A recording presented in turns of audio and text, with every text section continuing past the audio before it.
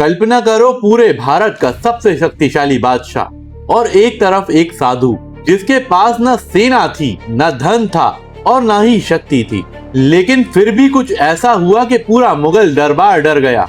कहा जाता है कि लाखों बंदरों ने फतेहपुर सीकरी पर हमला कर दिया था और उस रात पहली बार अकबर को यह महसूस हुआ कि भक्ति की शक्ति क्या होती है।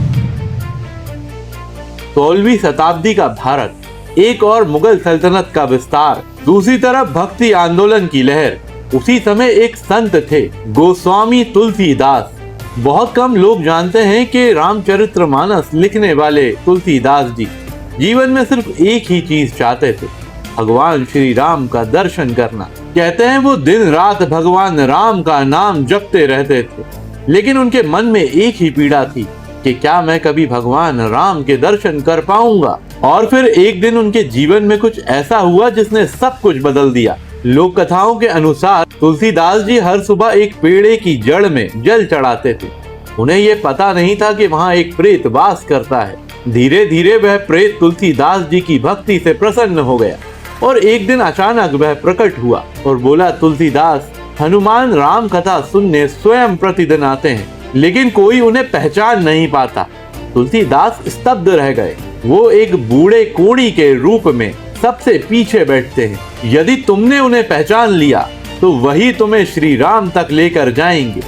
उस रात तुलसीदास जी को नींद नहीं आई। अगले दिन कथा शुरू हुई। लोग आते गए, लेकिन तुलसीदास जी की नजरें केवल एक व्यक्ति को ढूंढ रही थी। फिर उन्होंने देखा एक वृद्ध कोढ़ी जो चुपचाप सबसे पीछे बैठा है। कथा समाप्त हुई, सब चले गए, लेकिन वह वृद्ध वहीं पर बैठा रहा। तुलसीदास जी धीरे धीरे उसके पीछे चल दिए। जंगल शुरू हो चुका था, घना जंगल, सन्नाटा, और तभी उन्होंने उस व्यक्ति के पैर पकड़ लिए और बोले, मुझे पता है कि तुम साधारण नहीं हो। कहते कुछ क्षणों बाद वह वृद्ध मुस्कुराया और धीरे धीरे उसका आकार और रूप बदलने लगा। विशाल, तेज, दिव्य आभा, और सामने खड़े थे संकट मोचन हनुमान। धीरे धीरे तुलसीदास जी की ख्याति पूरे भारत में फैलने लगी और आखिरकार यह बात मुगल सम्राट अकबर तक पहुंच गई। अकबर ने तुरंत आदेश दिया, उस संत को मेरे दरबार में पेश करो। दरबार में पहुंचते ही अकबर ने कहा, सुना है तुम चमत्कार दिखाते हो, हमें भी कुछ चमत्कार दिखाओ। तुलसीदास जी शांत रहे और फिर बोले, चमत्कार मैं नहीं, मेरे प्रभु श्री राम दिखाते हैं। यह बात अकबर को पसंद नहीं आई। उसके चेहरे के भाव बदलने लगे। अगले ही क्षण अकबर ने आदेश दिया कि इसे काल कोठरी में डाल दो।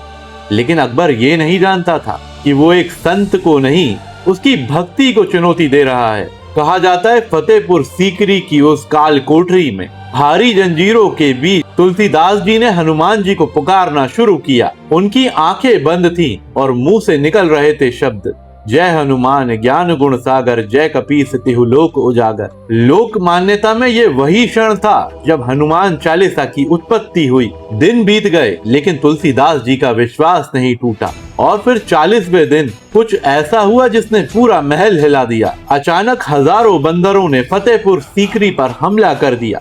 चारों ओर अफरा तफरी थी। महल की छतों पर बंदर, सैनिकों पर आक्रमण, टूटते झंडे, चीखे और डर। कहा जाता है अकबर के सैनिक कुछ समझ नहीं पाए। पूरा महल कांप उठा और तभी अकबर को यह एहसास हुआ कि यह कोई साधारण घटना नहीं है। वह तुरंत काल कोठरी की ओर भागा और वहां जाकर तुलसीदास जी के चरणों में गिर गया। मुझे क्षमा कर दीजिए, मुझसे अपराध हुआ है। लेकिन जैसे ही तुलसीदास जी काल कोठरी के बाहर निकले, पूरी वानर सेना अपने आप गायब हो गई। दोस्तों, ये घटना चाहे इतिहास हो या लोक कथा, लेकिन एक बात जरूर सिखाती है कि सच्ची भक्ति में अद्भुत शक्ति होती है। हनुमान चालीसा केवल शब्द नहीं, एक कवच है। और शायद यही कारण है कि सदियों बाद भी जब कोई संकट में होता है तो सबसे पहले हनुमान जी को पुकारता है।